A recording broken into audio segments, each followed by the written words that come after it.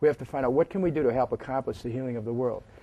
Well, it's imperative that it be environmental protection. The New York Times 2 weeks ago in their Sunday edition had their lead article called Up in Smoke, detailed how this administration has just trashed environmental protection regulations, has basically let industries regulate themselves, which is not regulation at all. You know, they let Enron regulate themselves. What government's responsibility is to make sure that people have a context within which to be able to breathe freely and to balance all these conflicting interests in a society. But things are out of balance right now.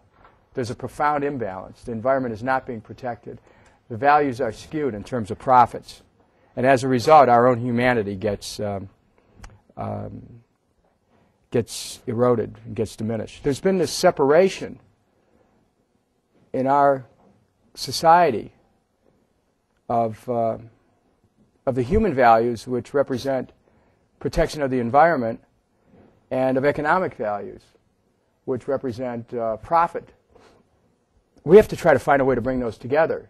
We have to try to find a way to end the dichotomies. And it's possible to do that.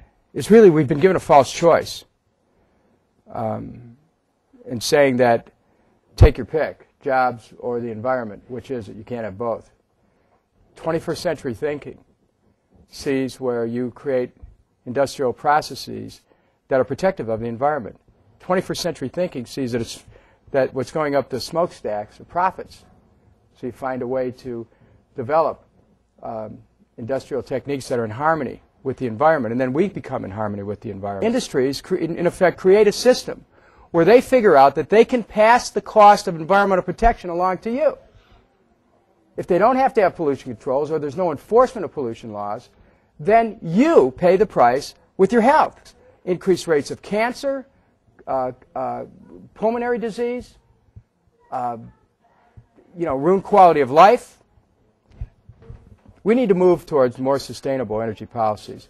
That means, and I believe we should have a 20% renewable energy portfolio by the year 2010 with emphasis on solar, wind, geothermal, biomass, green hydrogen, biodiesel, those things that are renewable and sustainable, and away from oil and nuclear and coal, any of the things that have environmental damage.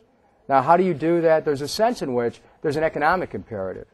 You know, we're finding, for example, oil as being, it's not protective of the environment, and economically it's becoming risky because the sources of oil increasingly are in other countries, and there's geopolitics involved, and people are now determining they're going to make some military moves in order to secure a source of oil. It's very dangerous. As we develop the sustainable energy, we diminish the impact oil has on our politics. We create a new context. You know, it's the old classic supply and demand. As long as demand is high for oil, then there's a range of pressures that develop to get supplies of oil. It's very dangerous. We need to move towards conservation as well. So how do you do that? I think there's a point at which we develop the economic incentives to grow new industries.